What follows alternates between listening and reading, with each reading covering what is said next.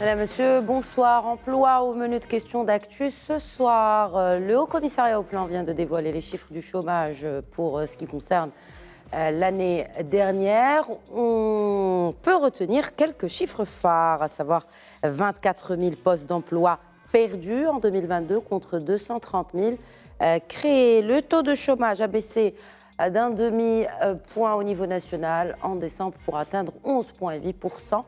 Mais le chômage dans les zones rurales augmente. En cause, les problèmes structurels du marché du travail marocain, car le gap territorial ne cesse de se creuser. Pourquoi ces problèmes persistent-ils, causant une augmentation de l'exode rural? Quelle réponse durable faut-il y apporter? Quel bilan des programmes publics pour lutter contre le chômage? Faut-il alors privilégier une approche basée sur l'offre ou au contraire sur la demande? Et avec l'inflation galopante, les salaires suffisent-ils? Vraisemblablement non. Comment alors faire face à la cherté du coût de la vie? Par ailleurs, quels sont les secteurs qui embauchent aujourd'hui et donc en 2023? Quels sont les profils les plus recherchés sur le marché du travail? Et enfin, l'auto-entrepreneuriat répond-il aux aspirations des sans-emploi? Pour répondre à ces questions que des milliers de Marocaines et de Marocains se posent, je reçois aujourd'hui 3 experts. Tout d'abord, professeur Hassan Charaibi, professeur en management à l'ENCG Marrakech. Bonsoir et merci d'être avec nous. Bonsoir madame, merci. J'ai également le plaisir d'accueillir l'expert en entrepreneuriat, ancien vice-président du Centre des jeunes dirigeants, Youssef Nassiri. Bonsoir et bienvenue à vous également. Bonsoir et merci pour l'invitation. Et un plaisir renouvelé d'avoir avec nous sur le plateau de questions d'actu, professeur Zakaria Firanou, analyste économique et professeur d'économie à l'Université Mohamed V de Rabat. Bonsoir, professeur Firanou. Bonsoir, plaisir partagé toujours. Marhaba. Alors, tout d'abord, messieurs, un tour de table pour commenter ce rapport du HCP sur l'emploi. Je commencerai par vous, Hassan Charaibi, en tant qu'expert en gestion des ressources humaines. Un petit commentaire. Un petit commentaire, écoutez, j'allais dire les années se suivent et se ressemblent, parce que finalement, effectivement, il y a une petite variation. Mais il faut dire que nous avons un taux de chômage à 2 chiffres depuis maintenant plus de 10 ans et que nous n'arrivons pas à descendre en dessous des 10 points. Et cette barre psychologique des 10%. C'est plus que psychologique. Je pense que quelque part, ça montre aussi une capacité à réduire, au niveau de l'économie marocaine, à réduire le chômage de longue durée, qui est vraiment emblématique ou si vous voulez, révélateur de la situation que le Maroc vit, notamment par rapport au profil des diplômés chômeurs et qui sont toujours des profils qui augmentent d'une manière récurrente.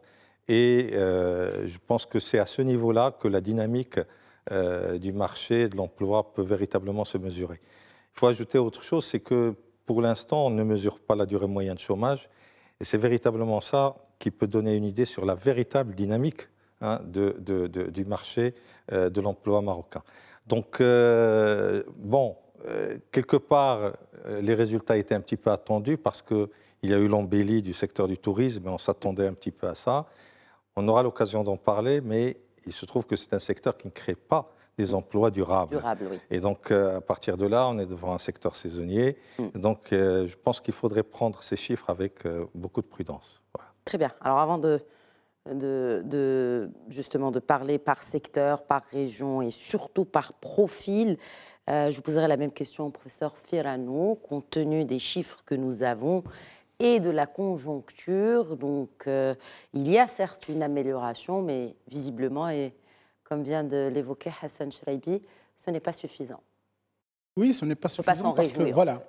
Parce que, premièrement, on n'a pas récupéré ce qu'on a perdu pendant 2020. Donc ça, c'est un constat très important. Covid. Et donc voilà, nous avons perdu aux alentours de entre 400 000 et 500 000, je n'ai pas le chiffre exact dans ma tête, mais voilà, 500 000 et quelques d'emplois durant la crise de la Covid-19. Et donc effectivement, jusqu'à aujourd'hui, on part à statistique 2022, on n'a pas pu récupérer un peu ce que nous avons perdu. Et donc ça, pour moi, c'est logique. Pourquoi ? Parce que simplement, il n'y a pas de croissance. Et donc, nous savons que l'emploi est très corrélé à la croissance. Et donc, si on n'arrive pas à avoir de la croissance, et surtout la croissance au niveau du secteur agricole, parce qu'il emploie un peu plus que 40% de la population, même si c'est tributaire un peu de la pluviométrie, mais c'est un peu la structure, un peu, je dirais, de la croissance au niveau marocain. Et deuxièmement, donc, nous avions des chocs qui étaient un peu des chocs je dirais, conjoncturels qui continuent à exister. On ne sait pas est-ce que ça va devenir des chocs structurels par rapport au prix. Et nous avons également des industries. Il n'y a pas uniquement que le HCP, il y a aussi l'enquête qui a été effectuée par Banque El Maghrib, un peu sur le climat des affaires, et qui indique, je dirais, la même chose. Ça veut dire qu'il y a un certain attentisme par rapport au recrutement dans des secteurs.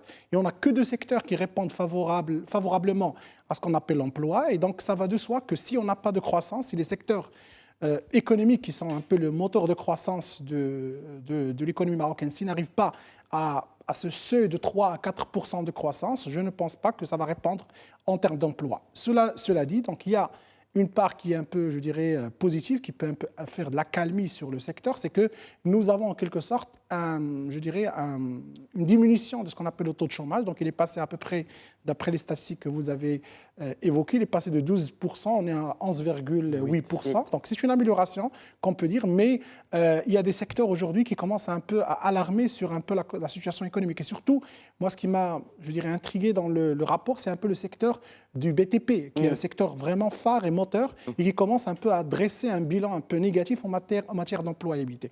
Et donc maintenant, si on veut voir un peu le revers de la médaille, je vais vous dire que c'est normal, on a ce taux de chômage parce que la conjoncture, elle est un peu morose. Nous sommes dans une situation un peu critique sur le plan de la croissance, sur le plan des échanges. Il y a je reviens sur l'enquête qui a été effectuée, c'est toutes les entreprises qui flèchent un peu le coût des inputs, ça veut dire les intrants qui rentrent, qui est en train de s'enrichir. On voit ça sur le marché. Si vous faites une petite balade dans tous les commerces, vous allez trouver que les prix augmentent de façon pharaonique, si on peut dire ça comme ça. Et donc, c'est normal que ça va faire des tensions sur le marché du travail, sachant qu'il y a aussi d'autres problématiques qui sont liées au marché du travail, qui sont des problèmes structurels. En matière de recrutement, comment c'est organisé, etc. Donc, on peut revenir sur ça. Mais globalement, la situation en termes d'employabilité, ça continue toujours à être une situation un peu délicate, surtout que nous sommes à 1 400 000 chômeurs. Je dirais ceux qui sont vraiment en situation d'actifs. Ça veut dire qu'on parle de la population active. Et donc, c'est un chiffre qui est un peu très important. Et je pense que s'il n'y a pas de croissance, ça ne risquera pas de baisser de façon drastique et revenir un peu au niveau de 8 et 9% qu'on connaissait il y a 10 ans de là. 1,4 million de chômeurs. Oui. Et s'il y a amélioration, ça a été d'ailleurs relevé dans ce rapport, eh bien, cela ne profite pas aux jeunes, aux femmes et aussi et surtout aux diplômés. Beaucoup de profils de diplômés sont aujourd'hui au chômage. Ce n'est pas une réalité qui date de 2022, mais qui date depuis quelques années maintenant. Juste Nasseri, un commentaire sur ce rapport avant qu'on aille vraiment dans les chiffres du rapport et surtout par secteur. Ce que je peux ajouter à ce qu'ont dit mes collègues, c'est que effectivement le grand problème du Maroc, c'est qu'il n'y a pas de croissance et on sait que c'est la croissance qui crée des emplois. Et cette corrélation entre croissance et création d'emplois, on souffre depuis maintenant plus d'une quinzaine d'années qu'on en souffre. Quand bien même il y a de la croissance, il n'y a pas assez de création d'emplois. Donc ça, c'est la deuxième partie de mon commentaire, c'est dire qu'on a dit ça dans plusieurs rencontres, il faut revoir un petit peu, faire la une ingénierie nouvelle. Oui, voilà. Merci. Une ingénierie nouvelle dans notre économie, parce que ce qui crée l'emploi, c'est des secteurs principalement industriels, c'est des secteurs de transformation, c'est des secteurs de services, chose qui est à l'envers ici au Maroc. Ce que je peux dire aussi, c'est que le constat qu'on constate, c'est que le chômage il est beaucoup plus élevé dans les régions qui contient plus d'actifs marocains. C'est les 5 grandes régions. Et ces 5 grandes régions, paradoxalement, ils sont les régions là où drainent 82% de l'économie marocaine. Donc, c'est dire qu'il y a quelque chose qui ne va pas. Là où l'économie est porteuse, c'est là où on a des taux de chômage beaucoup plus élevés. C'est vrai, on va voir dans le détail du rapport que pour cette année, vu la sécheresse et vu l'accumulation de problèmes majeurs, il y avait le Covid, par la suite il y avait la guerre, par la suite il y avait la crise internationale de logistique, le Maroc était impacté, mais c'est dire qu'il faut revoir notre manière. Notre économie, c'est une économie à revoir sur plusieurs secteurs, notamment, elle est toujours notre économie tributaire de la pluie, et on sait qu'aujourd'hui, avec cette sécheresse, Et d'ailleurs, c'est cette sécheresse qui a causé la perte d'emplois, principalement dans le milieu rural. Mon collègue, il a parlé du secteur du BTP. Et on sait qu'avec l'augmentation du taux directeur, le secteur il commence à être impacté. Et quand on dit que le secteur est impacté des BTP et qu'on se réfère aux chiffres du HCP, il y a quoi? Il y a 1000 emplois supplémentaires perdus à peine, pendant que 215 000 emplois ont été détruits dans le secteur primaire, donc agricole. Que signifie justement, quand on parle que de 1000, ce n'est pas beaucoup quand même? Je crois que le 1000, c'est juste dans le milieu rural, déjà ça. Et déjà, je peux dire que j'aimerais bien savoir comment le HCP a pu mesurer cette juste 1000. Ça, pour moi, c'est une question, c'est un point qui me force à poser cette question. Je crois que aujourd'hui, dans le rapport, il parle du BTP principalement aussi dans le milieu rural. Donc c'est chez les petits entrepreneurs, là où il y avait la perte d'emploi beaucoup plus que chez les grands promoteurs immobiliers connus sur la place marocaine. D'accord. Alors, par secteur, on le voit aujourd'hui. Bon, si on se réfère à ce qu'a dit le professeur Ferranou en ce qui concerne la récupération dans le secteur touristique, certes, parce que l'activité a nettement repris, mais est-ce qu'on peut parler d'un niveau général de récupération post-Covid? Hassan Cheraibi. Pour le secteur? Tous les secteurs confondus. Pour tous les secteurs, je pense que c'est très difficile de généraliser, mais disons globalement, parce qu'il faut se rappeler quand même qu'il y a des secteurs qui n'ont pas souffert du Covid. Et ça, c'est très important aussi de le dire. Par exemple, le secteur de la grande distribution n'a pas souffert du Covid. Et par exemple, le secteur agroalimentaire de transformation n'a pas souffert du Covid, pas particulièrement. Mais si vous voulez, globalement, il y a eu une reprise post-Covid, mais qui n'a pas eu le temps, j'allais dire, suffisant de s'oxygéner. Parce qu'effectivement, ce qui s'est passé au niveau international et mondial par rapport à la chaîne logistique, mais également par rapport au renchérissement des coûts de toutes les matières premières, il faut le dire aussi, parce que pas seulement le pétrole et le gaz, a entraîné là aussi des perturbations sur un certain nombre de secteurs. Maintenant, il faut voir ce qui reste structurel dans le marché marocain et il faut quand même en parler. Parce qu'effectivement, cet appel à la révision, j'allais dire, du modèle économique et que vient de rappeler Youssef est importante. Nous sommes dans une économie dont la productivité est faible. Et ça, c'est un élément très important. Et quand les gens quittent le secteur agricole pour aller, ils ne vont pas nécessairement vers des secteurs à forte productivité, mais ils vont vers des petits boulots. Donc, c'est le système D qu'on connaît dans les grandes villes, etc. Et donc, l'industrialisation que nous voulons et que veut le Maroc depuis des années, il n'arrive pas encore à la réaliser. Alors pourtant, le ministre de l'Industrie, Riyad Mzour, a parlé d'un chiffre, celui de 400 000 emplois créé dans l'industrie à la fin de son mandat, un mandat qui, rappelons-le, a déjà soufflé sa première bougie, en tout cas à la tête de ce ministère. Et il parle de quelque chose comme 258 000 emplois directs et indirects dans le pipe, alors que, selon les chiffres du HCP, l'industrie a créé 28 000 emplois supplémentaires en 2022. Oui. On est loin un peu de 400 000 sur 5 ans. On est d'accord, mais sur les 28 000, il y a 26 000, je crois, ou quelque chose comme ça, qui est plutôt dans un secteur qu'on pourrait appeler artisanal. C'est-à-dire c'est de la petite industrie, faite par des TPE ou très petites entreprises, alors que les grandes industries n'ont finalement créé qu'un surplus de 2 000 emplois supplémentaires. Donc il faut voir les chiffres dans le détail. Dans le détail. Pourquoi ? C'est pour cela que nous sommes là aujourd'hui. Exact. Mais l'une des choses qui est importante, c'est que on n'a pas de chiffres sur ça, mais il est de ce que nous voyons, comme ça à l'œil nu, mais il faut rester très prudent comme ça, toujours, c'est que les plus grands investissements industriels au Maroc sont le fait du capital international ou étranger, si vous voulez. et pas le fait nécessairement du capital national marocain. Si on parle d'emploi, quel que soit le capital ou quelle que soit l'origine du capital, on crée des emplois. Je veux bien, mais ce que l'on voudrait, c'est que le même effort d'industrialisation qui soit porté par des entreprises internationales soit aussi porté par des entreprises nationales. Et donc ça, ce qui veut dire simplement multiplier par 2 les possibilités d'emploi. Au fait, c'est ça ce que ça veut dire. Oui, et donc il y a une culture industrialisante à créer au Maroc.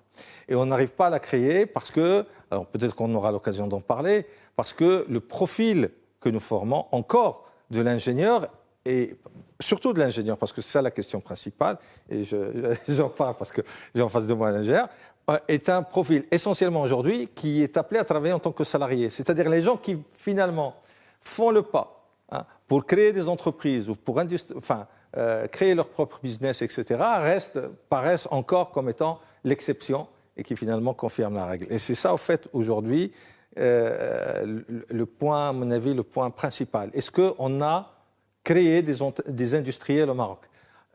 On avait une génération de premiers industriels au Maroc. Leur particularité, c'est que c'était dans un marché qui était complètement différent et qui était pour la plupart des gens qui n'avaient aucun niveau d'instruction. Donc là, maintenant, le marché a tellement évolué que ce type d'aventure, entre guillemets, devient quasiment impossible.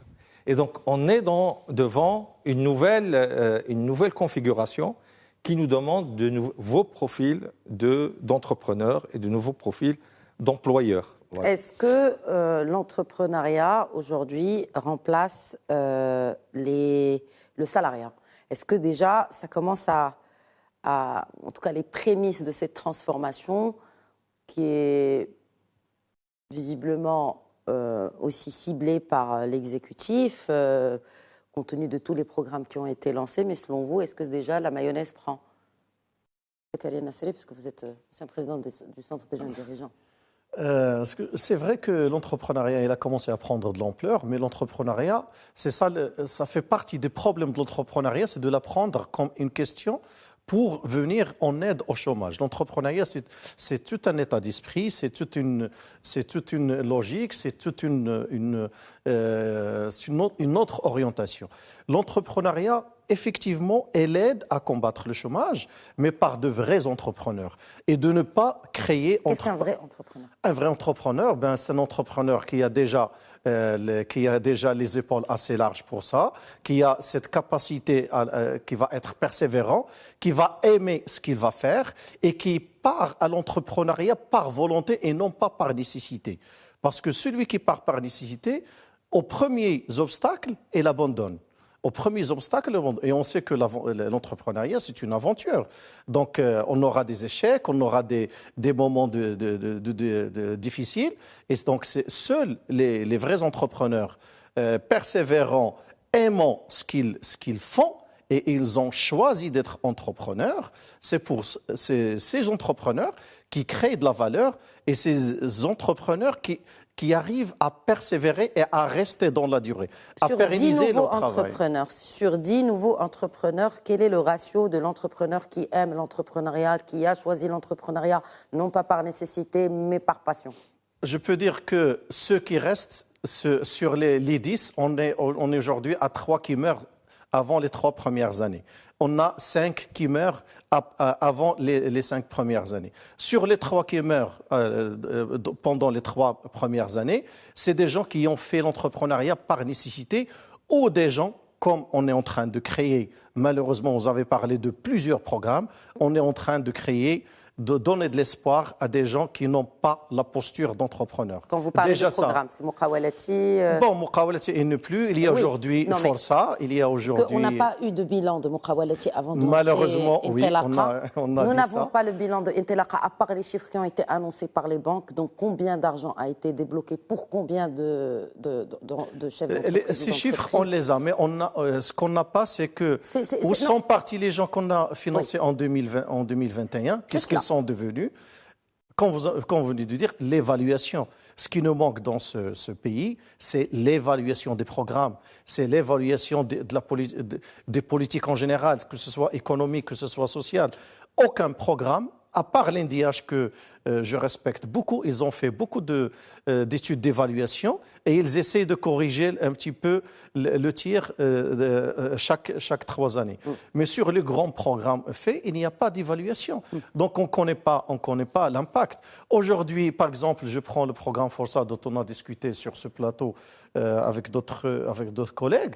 Le programme Força aujourd'hui, on est en train de créer des entrepreneurs à partir d'un financement de 10 000 à 20 000 dirhams. Est-ce qu'aujourd'hui, on peut faire, avec les conditions actuelles d'inflation locale et d'inflation importée, de créer des entreprises? Ce qu'on est en train de faire... Mais ça dépend, hein, si on est dans le IT.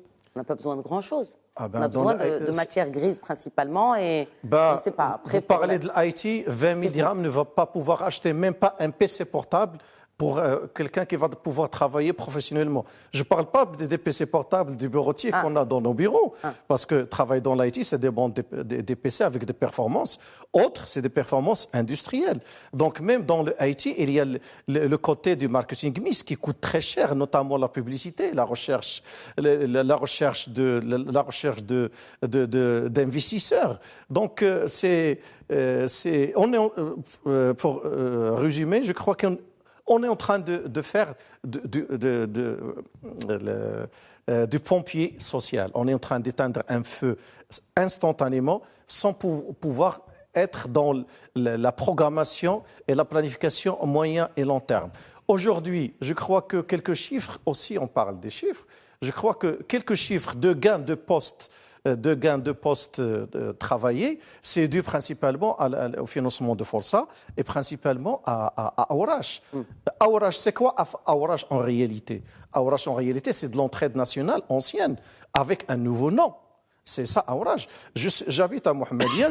Je vous dis qu'est-ce qu'ils sont en train de faire à Aourach. On a le seul parc qui existe à Mohammedia. Il est entretenu par une entreprise privée financée par l'ancien raffineur. Et cette entreprise, elle est toujours en activité. Donc, chaque matin, on ramène une trentaine de jeunes dans le cadre d'Aourach pour faire le même travail que fait l'entreprise qui est payée pour ça.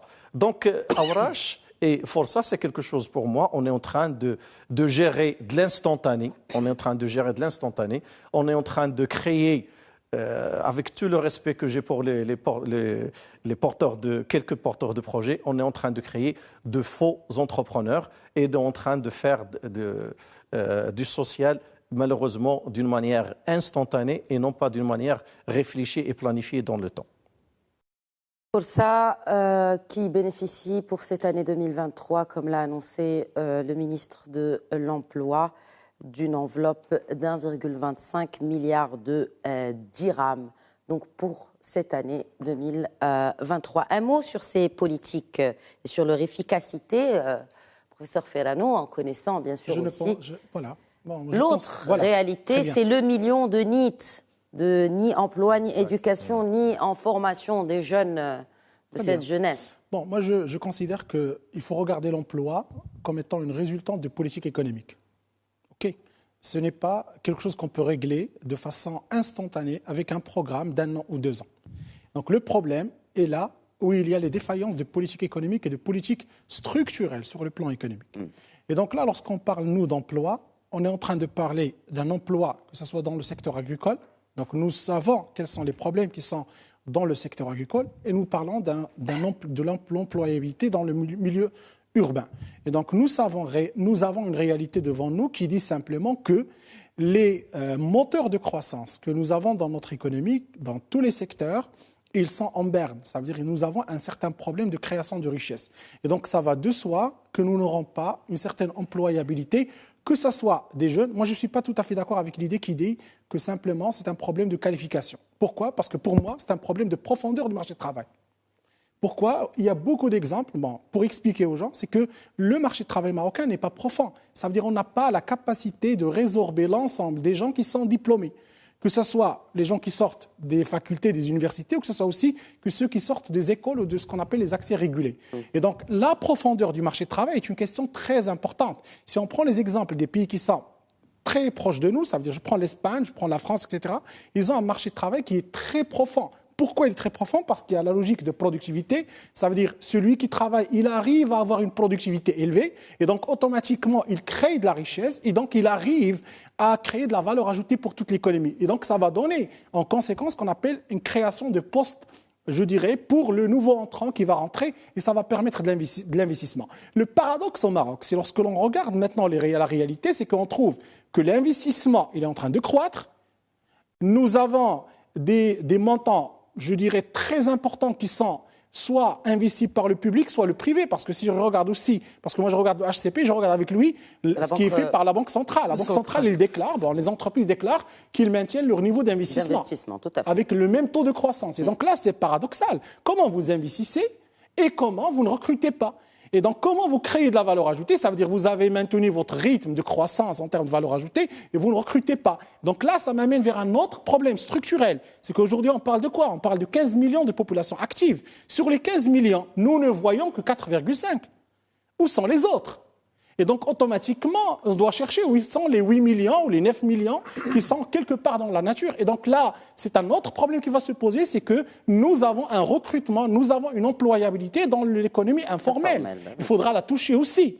Et donc, si on rentre ici, il y a aussi le problème fiscal. Tout à l'heure, mon cher collègue, il a parlé d'une idée très importante qu'il faut aussi creuser. Lorsqu'on parle du secteur touristique, c'est un secteur, on sait très très bien que l'employabilité, elle est saisonnière. Pourquoi elle est saisonnière? Pourquoi? C'est une question aussi structurelle, parce que parmi les éléments que évoquent les gens qui sont les praticiens dans le domaine, c'est les questions fiscales. Ça veut dire, il dit, si moi je recrute à travers, je dis, c'est une mécanique qu'on connaît nous les économistes, à travers les charges salariales, on peut trouver son résultat et on va le taxer plus. Et donc automatiquement, il va choisir d'avoir des gens qui sont saisonniers, de faire recruter des gens dans l'informel, etc., etc. Et donc pour moi, ce que je veux dire simplement, c'est que l'emploi au Maroc, il faut le voir comme une résultante de politique économique. Si on corrige un peu les problèmes structurels qui existent dans plusieurs secteurs, on arrivera à résorber, si je peux dire ça, le niveau de chômage supplémentaire. Il y a un élément très important aussi, c'est qu'aujourd'hui on parle d'entrepreneurs, même si moi le terme, je le vois différemment parce que c'est pas le même, je dirais, c'est pas la même cuisine qui est faite au Maroc. D'accord? Mais si on regarde un peu, de quoi on parle? On veut créer des entreprises. Pour quelle compétitivité? Aujourd'hui, le Maroc, il a un problème structurel en matière de compétitivité. Et si vous regardez un peu toutes les réformes qui sont en train d'être élaborées aujourd'hui, c'est pour pouvoir commencer à gagner en termes de compétitivité qualité et non pas prix.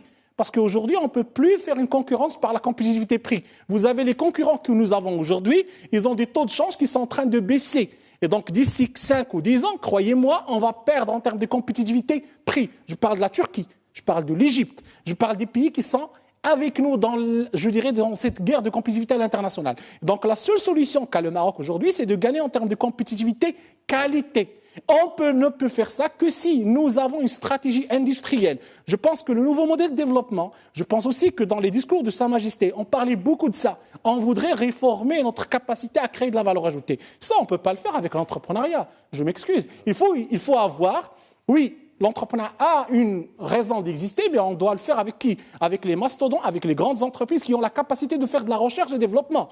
Parce que c'est avec la recherche et développement, avec un mariage, ce que fait par exemple aujourd'hui l'OCP avec l'UM6P, ça va nous permettre de créer une grande valeur ajoutée, de rentrer dans la guerre des grands en termes de compétitivité. Et donc, si on n'arrive pas à faire ça, si on n'arrive pas à corriger un peu, je dirais, la structure de l'économie pour avoir une meilleure compétitivité, on n'arrivera pas à avoir la croissance qui permettra d'avoir ce qu'on appelle l'employabilité. Je rajoute un dernier mot. Nous, les économistes, nous sommes d'accord sur le fait, c'est ce qu'on appelle la loi d'aucune, c'est que si on n'arrive pas à avoir plus de 3 à 4% de croissance, ne parlez pas d'emploi. D'emploi, oui.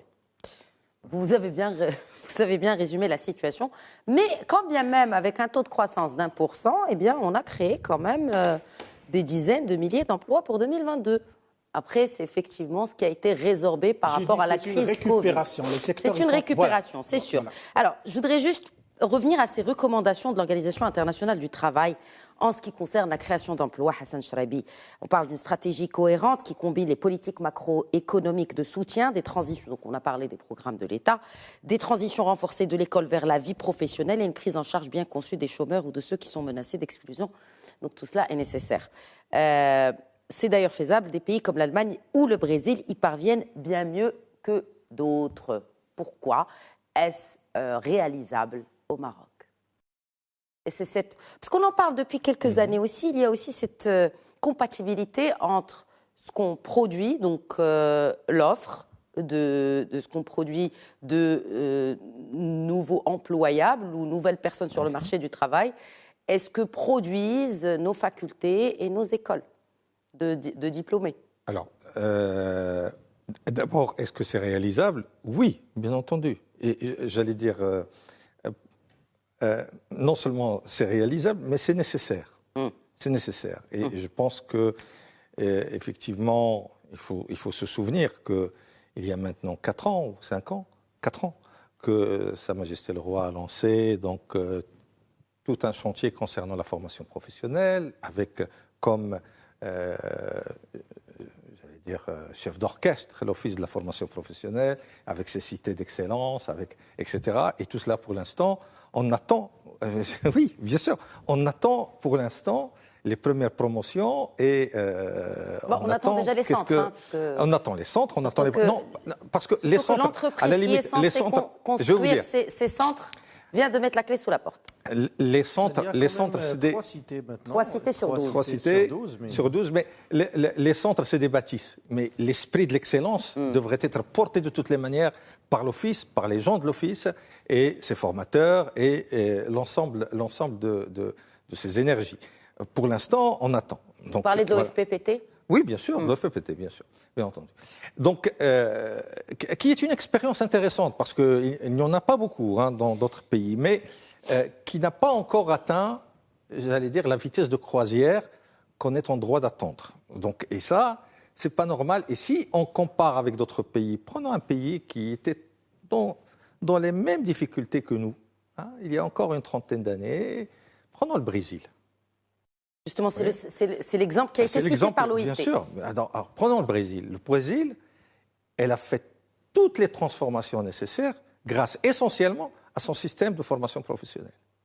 Et donc, c'est que ce que Lula a réussi durant son premier mandat à la présidence est quand même quelque chose d'extraordinaire, parce que Lula n'a pas fait que de la lutte contre la pauvreté, il a surtout fait de l'intégration, de l'insertion. Et ça, c'est un volet qui est très important. Ce n'est pas de l'insertion, j'allais dire, ce n'est pas l'insertion vue comme étant une aide. Non, c'est de l'insertion basée sur de véritables compétences, sur de véritables structures. Vous voyez, donc et ça, c'est un élément qui me semble essentiel aujourd'hui. Alors maintenant, il ne faut pas oublier une chose aussi dont il faut tenir compte. C'est qu'on aura de moins en moins. Je ne parle pas sur un plan économique, bien entendu, mon collègue est plus compétent que moi sur ce volet, mais moi je vois du côté de l'entreprise. Au sein de l'entreprise, il y a de moins en moins de corrélation entre la croissance et la création d'emplois.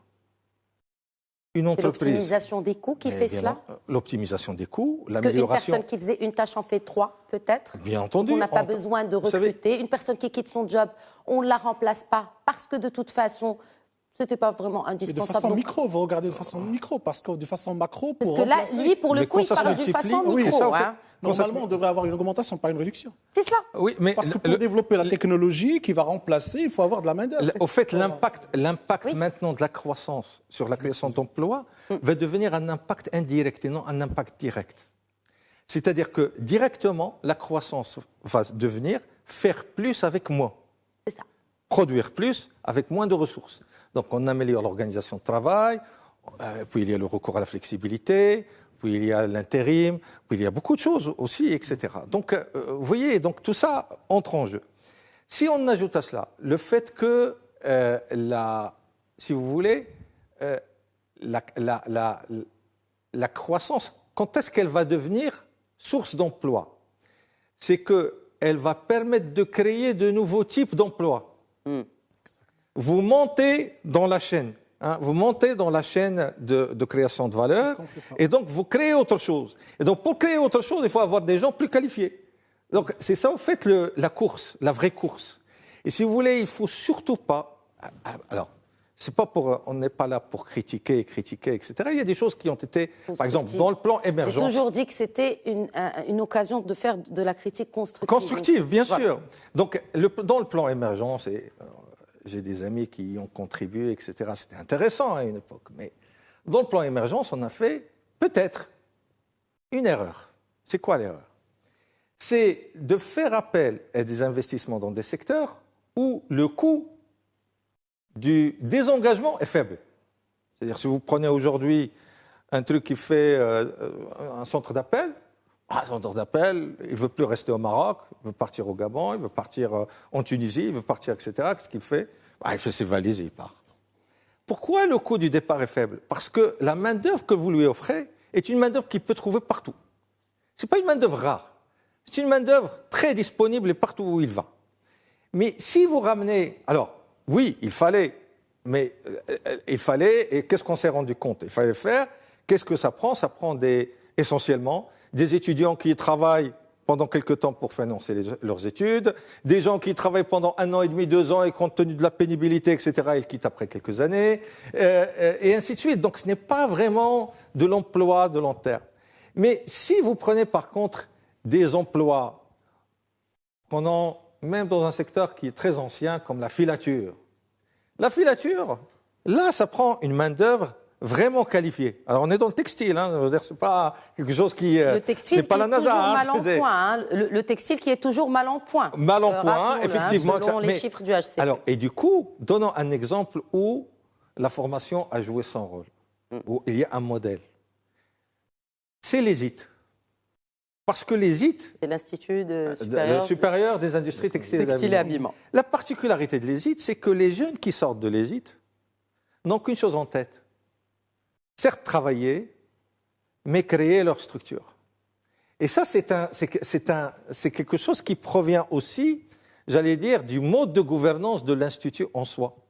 Ce qui fait que tous les profs qui s'y trouvent ne sont pas comme mon collègue et moi, c'est-à-dire ne sont pas tous des gens qui ont fait le doctorat, etc., mais il y a des gens qui ont géré des entreprises, qui ont géré des unités de production textile, etc., et donc qui, au-delà de la connaissance théorique et tout, produisent quelque part un état d'esprit. Un état d'esprit. Voilà. D'accord. Bon, je voudrais vous interpeller, Youssef Nasseri, sur ces nouveaux métiers de l'ANAPEC, puisqu'on parle d'emploi, dont celui de l'appui à l'entrepreneuriat. Et 2, c'est ce qui a retenu mon attention, lapsus révélateur, le placement à l'international. Un commentaire. Ce que je peux dire déjà, c'est que assez de programmes d'entrepreneuriat, parce que là, je viens de lire avant-hier que l'ANAPEC va lancer un programme pour l'entrepreneuriat pour accompagner 100 000 potentiels entrepreneurs. 100 000 potentiels, j'aime bien ce mot potentiel, pour une fois on l'utilise, 100 000 entrepreneurs. Je crois on a l'initiative nationale de développement humain, l'INDH. On a les centres régionaux d'investissement qui sont censés être orientés, encouragement de l'investissement, phase de l'investissement, et ils font le même programme que l'INDH. Ils font le même programme que l'INDH. Le CRI, les CRI au Maroc. CRI et INDH font le même programme. Ils font le même programme comme celui que va faire aujourd'hui l'ANAPEC. Et donc là, si on ajoute à ça Força, si on ajoute à ça Aurage, donc il y a assez de programmes. C'est pour ça qu'on a parlé tout à l'heure d'évaluation. Faisons l'évaluation et mettons des programmes qui se complètent, qui peuvent être complémentaires et intégrales. Un simple exemple. On a commencé des programmes d'entrepreneuriat, ça fait une dizaine d'années maintenant. Pourquoi ne pas faire des programmes d'accélération des petites entreprises qui ont survécu au-delà de 5 ans? Et on va faire un programme de scale-up. Peut-être qu'on va trouver des nouveaux métiers, de la productivité. Et mes collègues, ils ont résumé la problématique de l'entreprise marocaine.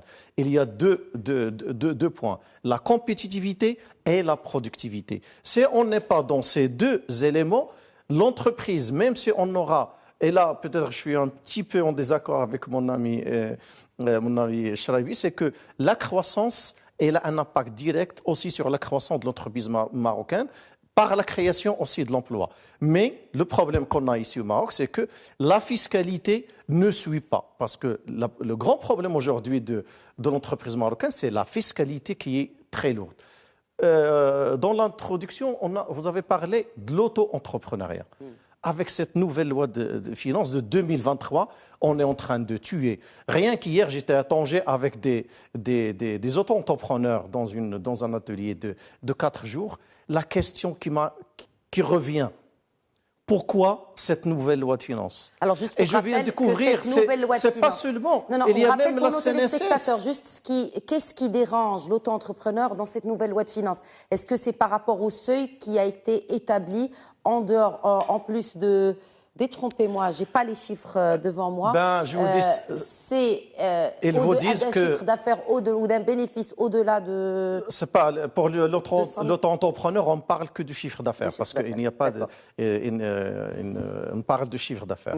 La nouvelle loi, qu'est-ce qu'elle dit? D'ailleurs, hier, j'ai appris un autre point qui m'a vraiment rendu fou, c'est que, premièrement, ils disent qu'un auto-entrepreneur qui dépasse 50 000 dirhams avec un seul client, il va être taxé de 10%.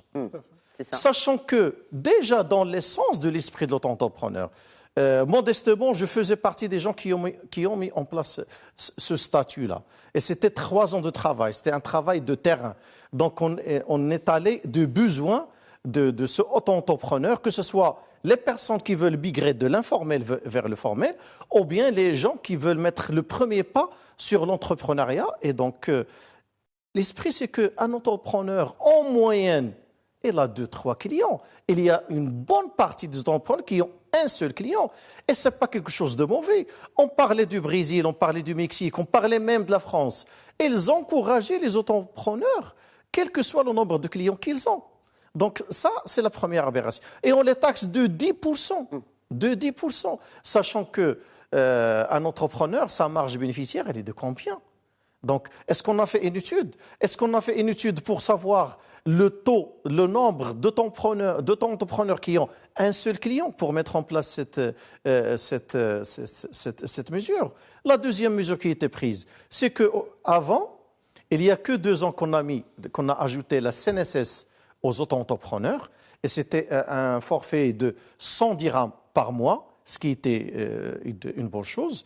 Avec cette nouvelle loi de finances, ça peut arriver, selon le chiffre d'affaires, à 3 600 dirhams les 3 mois. Donc on est en train d'alourdir de plus l'auto-entrepreneur. L'esprit de l'auto-entrepreneuriat qui était fait au Maroc, c'est d'encourager les jeunes, je parle des jeunes d'esprit, pour aller entreprendre, et de leur dire que la fiscalité, ce n'est pas le problème. Allez entreprendre, comprenez c'est quoi le marché, comprenez c'est quoi la gestion d'un projet, et par la suite migrer vers une SARL ou une autre forme. Alors, aujourd'hui, on est en train de revenir pour leur dire, attention, il y a le bâton des mesures fiscales qui sont là. Donc, c'est ça un petit peu ce qu'on est en train de faire, c'est-à-dire que il n'y a pas de continuité dans les politiques publiques. Et ça, c'est chaque 3 ans, 4 ans, on a de nouvelles, soit de nouveaux programmes, soit de nouvelles agences qui se créent, soit de nouvelles... Comme quoi, créer une entité, ça répond à une problématique. Alors que non, revoyons l'économie. J'insiste, je suis désolé, j'insiste sur le fait qu'on doit revoir une nouvelle structure d'économie. Regardons ce qu'on a comme moyen pour industrialiser le pays. Revenons à l'industrie qui était au Maroc dans les années 70 et 80, l'industrie agroalimentaire. On a des richesses agricoles, on a des richesses halieutiques, on a des richesses de la mer. Pourquoi on ne les exploite pas? Pourquoi on les exporte? Et là, l'ANAPEC, elle vient aussi avec un nouveau programme d'exporter la main-d'œuvre marocaine et éventuellement la main-d'œuvre marocaine qualifiée. Et je crois que l'économie marocaine, on en a besoin. L'économie marocaine, elle a besoin de cette main-d'œuvre de qualifiée. L'économie marocaine, elle a besoin de sa matière grise. Et malheureusement, les chiffres, ils sont là. On voit les médecins, le nombre de médecins qui quittent le pays, le nombre d'ingénieurs qui quittent le pays chaque année. Ils n'ont même pas besoin de quitter le pays, on vient les chercher. Ce qui est étrange, c'est qu'il y a quelques mois, l'ANAPEC avait posté sur les réseaux sociaux, je pensais que c'était un fake, avait posté une annonce pour aller vivre au Canada. Alors que c'est une agence qui est censée encourager l'emploi. Et ça a vraiment moi, ça m'a questionné sur l'origine même ou la mission même d'une telle agence publique.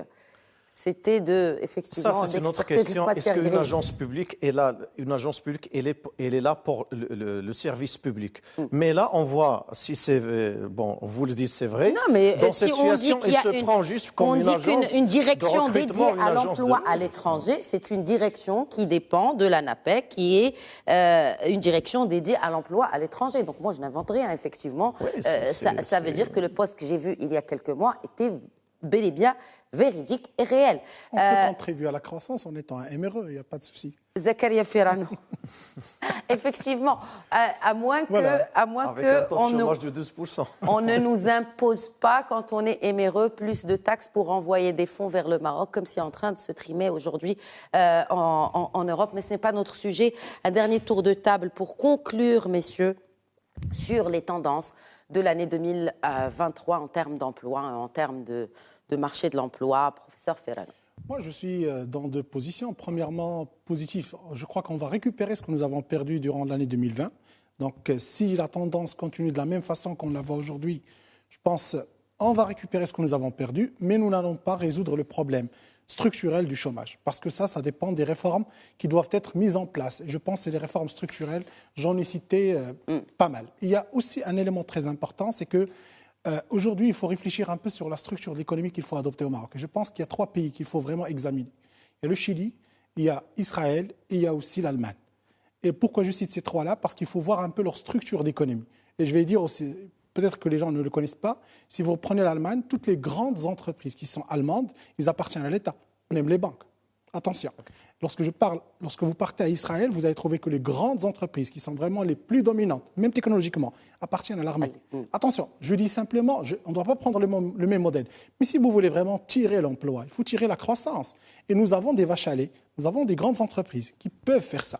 Et si on ne s'aligne pas sur ces éléments-là, on ne va pas résoudre ce problème de chômage. Il y a également un secteur, moi je crois qu'on le regarde un peu, je ne sais pas comment on le regarde, moi je parle du secteur agricole, il faut aujourd'hui qu'on prenne une décision. Est-ce qu'on veut avoir cette autonomie en matière de production agricole ou non? Si on veut le faire, il faut vraiment prendre ce secteur au sérieux. Il faut investir dans l'industrialisation de l'agriculture. Ça c'est très important, surtout que ça représente un élément très important en termes d'emploi. C'est déjà dans le pipe quand on voit les annonces, notamment du ministre de l'Industrie, et ce qu'il y a dans le fameux Génération Green dont on attend le démarrage effectif. Est-ce qu'on a évalué le plan Maroc vert? C'est une autre histoire. Parce que le Green Generation, c'est juste un axe de Maroc vert. Oui. C'est juste le nom, il est en anglais beaucoup plus... C'est tout. Beaucoup plus jeune. Hassan Chraibi, un dernier mot sur la tendance, sur les tendances à observer pour 2023. Non, je pense que 2023, effectivement, ça sera la continuité du trend entamé, mais il faut, moi je pense qu'il faut appeler de tous ses voeux la régionalisation de la gestion de la problématique de l'emploi. Exactement. Et notamment pour l'aide à la création d'entreprises. Parce que finalement, l'aide à la création d'entreprises doit se faire en tenant compte des facteurs de compétitivité qui existent au niveau de chaque région. Pour que véritablement chaque projet, parce qu'il ne faut pas que le projet soit farfelu, quelque part. Et peut-être qu'il faut penser finalement à ce que Schwarzenegger avait fait en Californie. Schwarzenegger ne donnait pas d'argent. Il mettait en place à la disposition des porteurs de projets, à condition que ces porteurs de projets soient porteurs d'idées et de brevets. Donc il faut déjà avoir un brevet. Donc ce n'est pas un farfelu. Donc c'est quelqu'un, il faut de la recherche et développement, il faut une idée. Donc il apporte un brevet et à partir de là, on lui donne un espace pour travailler, il ne paye ni loyer, ni téléphone, ni Internet, ni rien du tout, etc. Soit ça marche au bout de 2 ans et donc il doit payer ce qu'il n'avait pas payé durant les 24 premiers mois, soit ça ne marche pas et alors l'État lui dit « pas de problème, vous pouvez repartir, on ne vous dira rien ». Mais il ne donne pas d'argent.